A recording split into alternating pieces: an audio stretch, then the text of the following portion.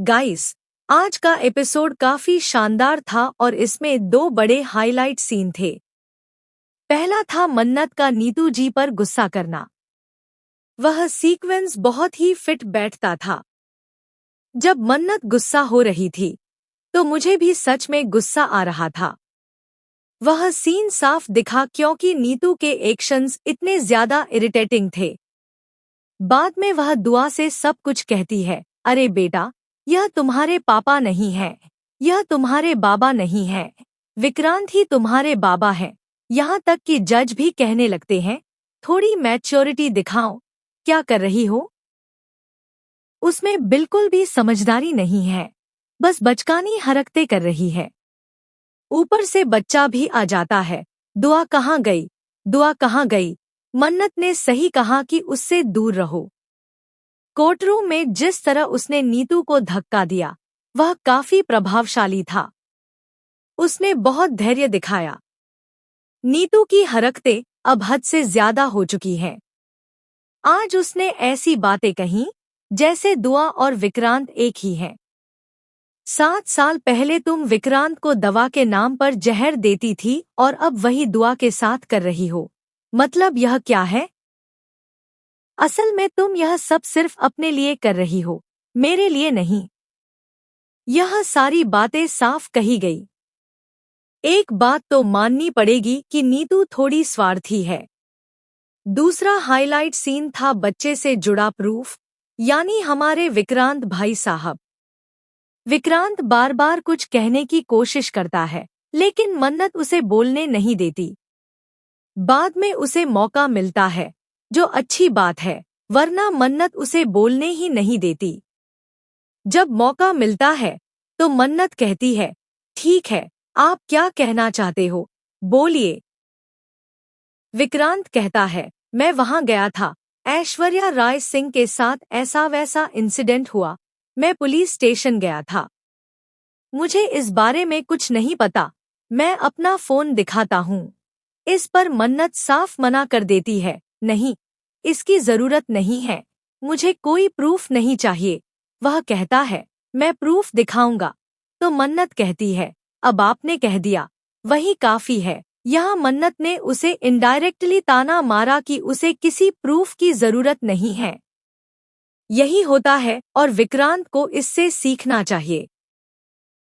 मुझे लगता है अब वह मन्नत की तरह सोचने लगा है, क्या करना है, क्या नहीं करना है, वह समझ रहा है।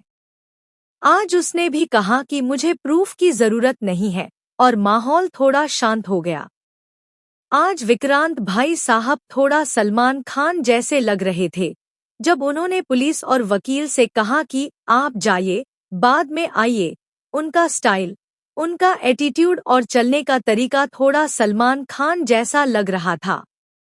उनकी वॉक भी काफी अच्छी थी। अब मन्नत कह रही है कि विक्रांत को दुआ के बारे में कुछ भी नहीं पता, वह क्या खाती है, क्या पीती है, तो वह उसकी देखभाल कैसे करेगा? और सबसे बड़ी बात, उसे कस्टडी कैसे मिल गई? मुझे यह कस्टडी वाला मामला समझ नहीं आया। मन्नत को आधी कस्टडी मिलनी चाहिए थी, लेकिन पूरी कस्टडी विक्रांत को दे दी गई। यह कैसे हो सकता है? रिश्वत वाला मामला इतना बड़ा बना दिया गया, लेकिन एक प्रेग्नेंट औरत को छोड़ने वाली बात को नजरअंदाज कर दिया गया। दोनों ही चीजें बड़ी हैं, तो दोनों को बराबर महत्व मिलना चाहिए था। मेरे हिसाब से आधी कस्टडी मन्नत को और आधी विक्रांत को मिलनी चाहिए थी।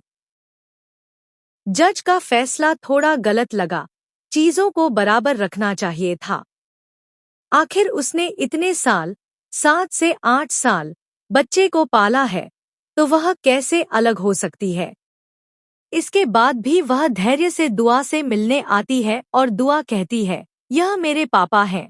नीतू के एक्सप्रेशंस देखकर लगता है कि वह बहुत ज्यादा चिढ़ी हुई है, पता नहीं किस बात का बदला ले रही है। जज ने भी उसे डांटा कि बच्चे के सामने ऐसी बातें मत करो।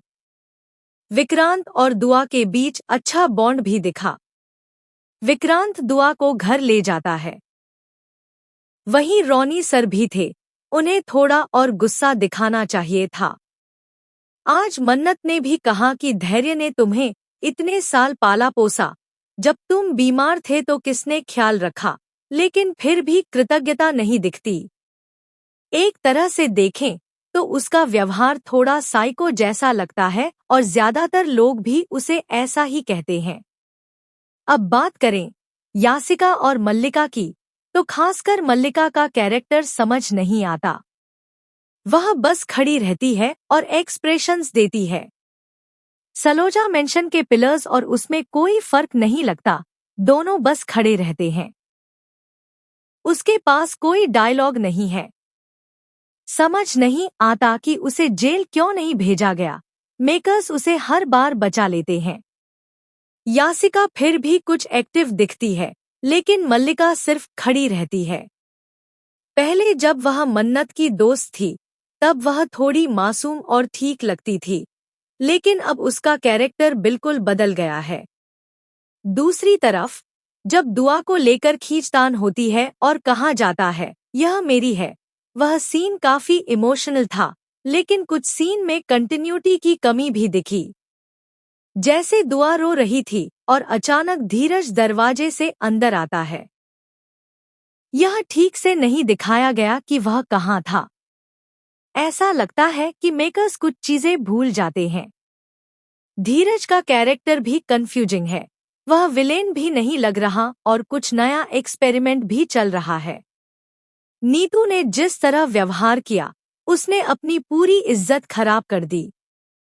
वह एक डीसीपी है, उसे ऐसा नहीं करना चाहिए था। अब हालत यह है कि लोग घर छोड़ने की बात कर रहे हैं। मन्नत को कॉल आता है कि नीतू भी घर छोड़ रही है। वहीं दूसरी तरफ विक्रांत का एक्सीडेंट भी हो जाता है और आगे वह माफी मांगता हुआ नजर आएगा। आने वाले एपिसोड्स में दुआ और विक्रांत के बीच एक इमोशनल बातचीत होगी, जहां दुआ कहेगी कि वह उसे बाबा नहीं कह सकती, लेकिन उसे एक फ्रेंड या फादर फिगर मान सकती है। यानी वह पूरी तरह स्वीकार नहीं करेगी, लेकिन पूरी तरह मना भी नहीं करेगी। एक तरह का 50 से 50 सिचुएशन होगा। मन्नत का दिल बहुत साफ है। वह जल्दी इमोशनल हो जाती है और सबके बारे में सोचती है। आज के एपिसोड में सबसे अच्छा अगर कुछ लगा, तो वह था मन्नत का गुस्सा। उसके एक्सप्रेशंस और उसका एटीट्यूड देखने लायक था। जब वह गुस्से में होती है, तो सच बोलती है और वही सबसे ज्यादा अच्छा लगता है। तो आज के एपिसोड पर आपका क्या कहना है?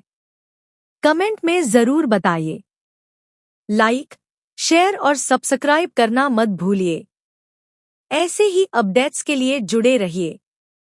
मिलते हैं अगली वीडियो में, तब तक के लिए बाय बाय।